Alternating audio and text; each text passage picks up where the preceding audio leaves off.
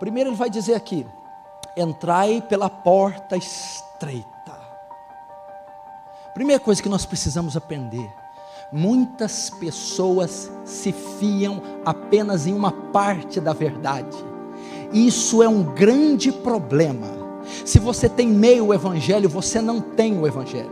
Se você tem meia teologia, você não tem a teologia. E aqui ensina duas verdades que nós esquecemos. A primeira verdade que ele ensina é da porta. Existe uma porta estreita, a porta que leva alguém à salvação. Ele está dizendo aqui do caminho da salvação.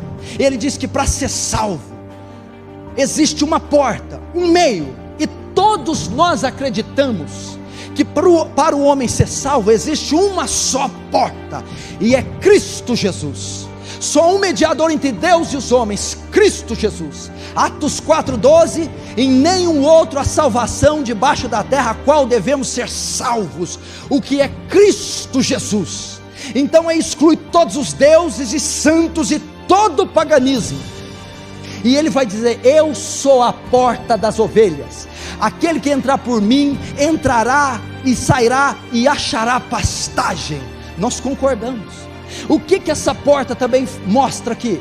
A doutrina da justificação pela fé somente, e não pelas obras da lei, não pela liturgia, não pelo batismo, não pela língua estranha, os dons carismáticos, não, porque você creu na suficiência do sacrifício, porque você creu nos méritos de Cristo naquela cruz, porque você se arrependeu das suas obras. É assim que um pecador é justificado. Isso é a porta. Só que se eu aprender só essa verdade, ela não é suficiente. Isso significa a porta estreita. Agora eu tenho que aprender a segunda verdade. Estreita é a porta, e apertado ou estreito também é o caminho. O que está acontecendo? Muita gente está dizendo ter passado pela porta estreita, mas está andando num caminho largo.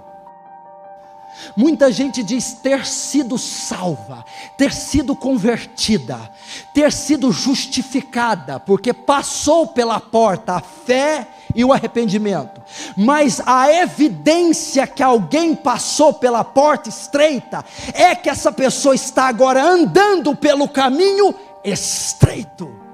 Jesus então está ensinando aqui, está ensinando a segurança da salvação e a certeza da salvação, o caminho estreito.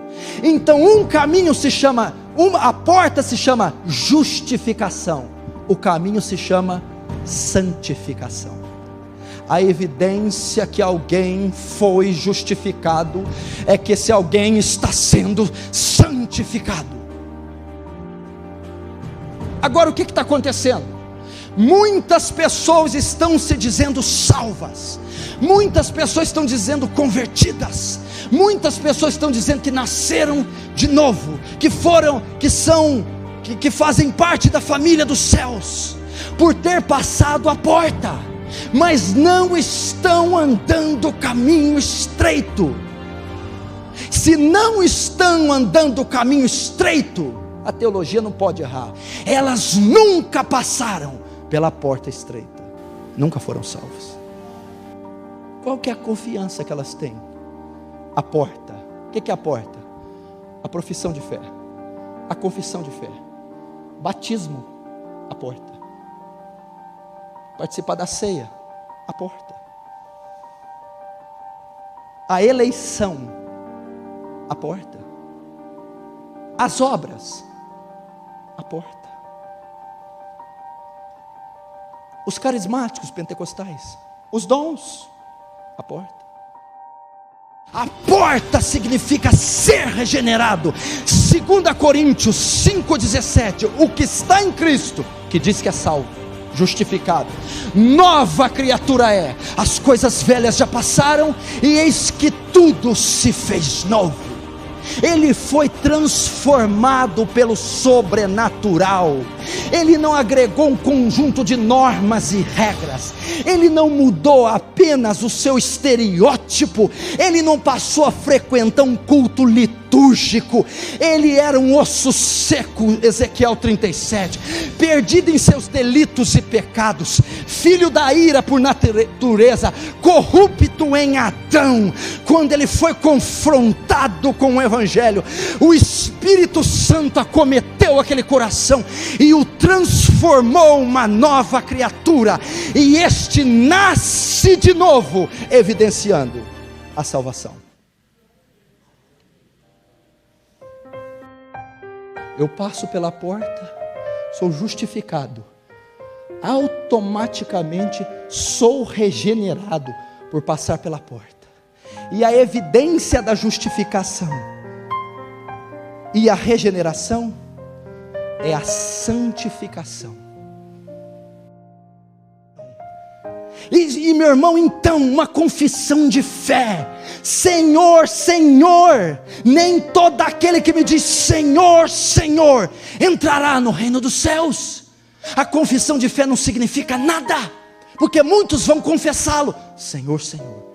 É só uma obra sobrenatural, é uma obra que o pregador não pode manipular, que a igreja não pode fazer, que a piscina não pode dar, que o batismo não dá, que a liturgia não dá. Só o Espírito Santo, mediante a exposição do Evangelho, pode transformar um pecador. Assim toda árvore boa produz bons frutos, porém a árvore má produz maus frutos. Não pode a árvore boa produzir frutos maus, nem a árvore má produzir frutos bons. Até aí. Sabe qual que é a evidência? Os frutos, as obras. Pastor, você acabou de falar que a justificação é pela fé, agora você está ensinando que ela é pelas obras? Não. Lutero teve essa confusão com a carta de Tiago e a chamou de carta de palha. Não, a salvação é apenas pela fé e pela graça, mas a evidência que eu creio, fé, são as obras e os frutos que eu dou. Eu não posso dizer que creio e não dar fruto, eu não posso dizer que creio e dar frutos maus. A evidência da justificação, santificação, obras, mostra a sua fé sem obras, que eu com as minhas obras mostrarei minha fé. Obras, salvação, conversão, regeneração é uma mudança total de caráter, uma mudança da vontade, uma mudança do relacionamento com Deus, uma mudança do relacionamento com o mundo, uma mudança do relacionamento com os homens. Uma pessoa que de fato foi salva, que de fato foi justificada, ela está andando em santidade e ela está produzindo frutos. Aqui está dizendo aqui, ó, que a evidência que ela passou pela porta e pelo caminho é que ela, pelos seus frutos os conhecerei, pelas suas obras, pelo seu movimento, pelo seu estilo de vida, pelo seu pensar, os lugares que frequenta, as coisas que fala, as coisas que pensa, as pessoas que se relaciona. A evidência que alguém é salvo é que ela deu uma volta completa na sua vida, ela mudou seus valores, ela mudou o seu coração.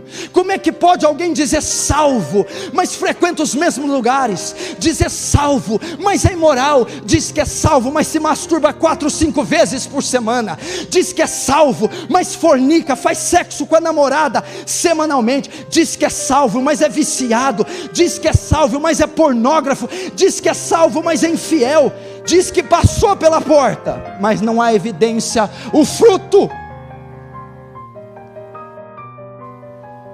O crente regenerado, genuíno, salvo, peca, cai, se enfraquece, tem o pecado como estilo de vida? Não.